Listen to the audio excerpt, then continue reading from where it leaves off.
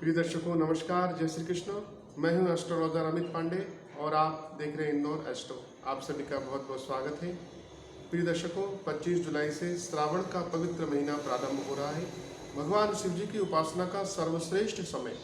वैसे तो हमको प्रतिदिन भगवान भोलेनाथ जी की आराधना करनी चाहिए, लेकिन सनातन धर्म में महाशिवरात्रि और श्रावण के महीने का विशेष महत्व बताया गया है। इस समय हम भगवान की शिव जी को प्रसन्न करके अपनी सभी मनोकामनाएं पूर्ण कर सकते हैं, और कोई असाध्य रोग परेशानी हो तो वो भी भगवान भोलेनाथ के आशीर्वाद से, कृपा से तुरंत दूर हो जाएगी।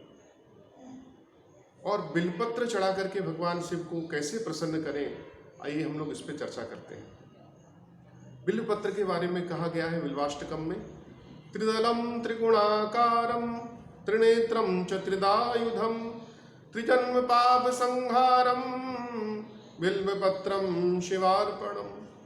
3 दल वाला बेलपत्र, तीनों त्रिगुणाकारम, तीनों गुणों से परिपूर्ण, सत्वगुण रजगुण तमोगुण से परिपूर्ण। त्रिदलम त्रिगुणाकारम त्रिनेत्रम, जिसके 3 नेत्र हैं, त्रिदायुधम, 3 आयुधों के जो समान है, त्रिजन्म पाप संहारम, 3 जन्म के पाप नष्ट करने में जो सक्षम है, ऐसा दिव्य बिलपत्र भगवान शिव जी की प्रसन्नता के लिए, मैं उनकी कृपा प्राप्ति के लिए ओम नमः शिवाय मंत्र के साथ में अर्पित करता हूँ। इस प्रकार से आप ओम नमः शिवाय मंत्र के साथ प्रतिदिन कम से कम 11, 21, 108 बिलपत्र भगवान शिव को अर्पित करें। बिलपत्र चढ़ाने से भगवान शिव अखंड लक्ष्मी प्रदान करते हैं, धन धान्य समृद्धि की वृद्धि होती है, और आयुर्वेद की दृष्टि से स्वास्थ्य के लिए तो बिलपत्र वरदान है। उदर के रोगों में बहुत लाभकारी है, शारीरिक और मानसिक स्वास्थ्य दोनों को देने में सक्षम है। शिवरात्रि की कथा आप सभी ने सुनी होगी।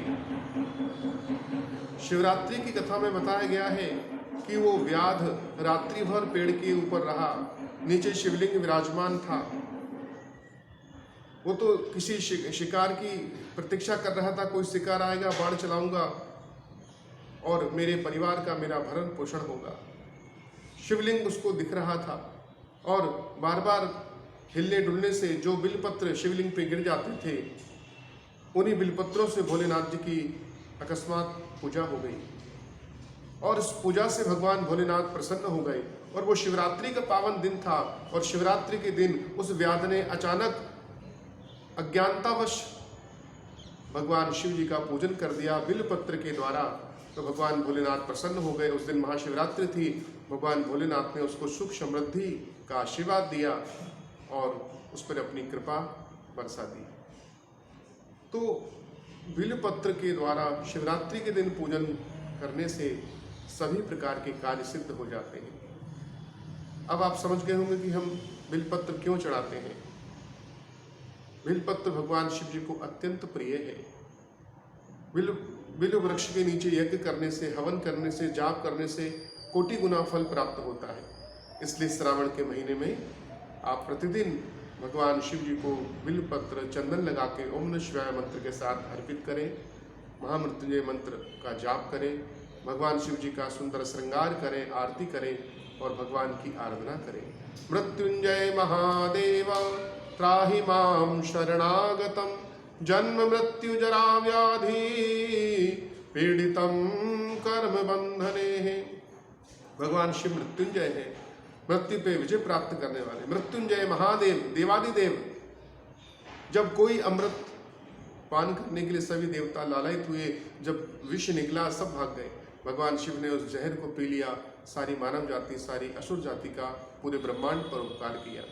नहीं तो जहर से, विष से पूरी दुनिया ही नष्ट हो जाती। ऐसे परम उपकारी भगवान भोलेनाथ। मृत्युंजय महादेव त्राहि माम शरणागतम, हे प्रभु मैं आपकी शरण में आया हूँ, मेरे ऊपर कृपा करें। जन्म मृत्यु जरा व्याधि, जन्म से, मृत्यु से, बुढ़ापे से, शारीरिक कष्टों से, इस असार संसार के दुखों से, हे मृत्युंजय महादेव मैं आपकी शरण में हूँ, मेरा कल्याण कीजिए, मुझे ज्ञान दीजिए, भक्ति दीजिए और आपकी शरण में रखिए। मृत्युंजय महादेव त्राहि माम शरणागतम जन्म मृत्यु जरा व्याधि पीड़ितम कर्म बंधनी। इस कर्म बंधन से मैं पीड़ित हूँ। आज शुभ कर्म किया, अशुभ कर्म किया, पुनः उसका सृजन हुआ, निर्माण हुआ, फिर माता के गर्भ में आना है, और फिर से जन्म लेना है। इस जन्म मृत्यु के चक्कर से मैं मुक्त होना चाहता हूँ। पुनरपि जननम पुनरपि मरणम पुनरपि जठनी जठरे शयनम भज गोविंदम गोविंदम भज मूढ़वते। हे भगवान भोलेनाथ, इस जन्म मृत्यु के चक्कर से मुझे मुक्त करें। इस प्रकार से भाव भक्ति से भगवान शिव से प्रार्थना करें। भगवान शिव की उपासना करके इस लोक तो हमारा सुधरेगा ही, हमारा परलोक भी सुधरेगा, क्योंकि भगवान भोलेनाथ परम कृपालु परम दयालु है। प्रिय दर्शकों, श्रावण के इस पवित्र अवसर पर शिव जी की आराधना करके भगवान को प्रसन्न करके सभी मनोकामना पूर्ण करें। भगवान शिव जी आपके ऊपर कृपा करें और निरंतर आपकी आस्था भक्ति बढ़ती रहे। और आप सभी से निवेदन, कृपया इंदौर अष्टक को लाइक सब्सक्राइब शेयर अवश्य करें। यहाँ पे आपको दिव्य सटीक और सुंदर सुंदर जानकारी मिलती रहेगी। मुलाकात होगी अगले वीडियो में फिर नई जानकारी के साथ। तब तक भगवान शिव जी आपका कल्याण करें, सुरक्षित रहे, प्रसन्न रहे, मुस्कुराते रहें। आप सभी के लिए बहुत बहुत धन्यवाद। प्रिय दर्शकों, ओम नमः शिवाय, जय श्री कृष्ण।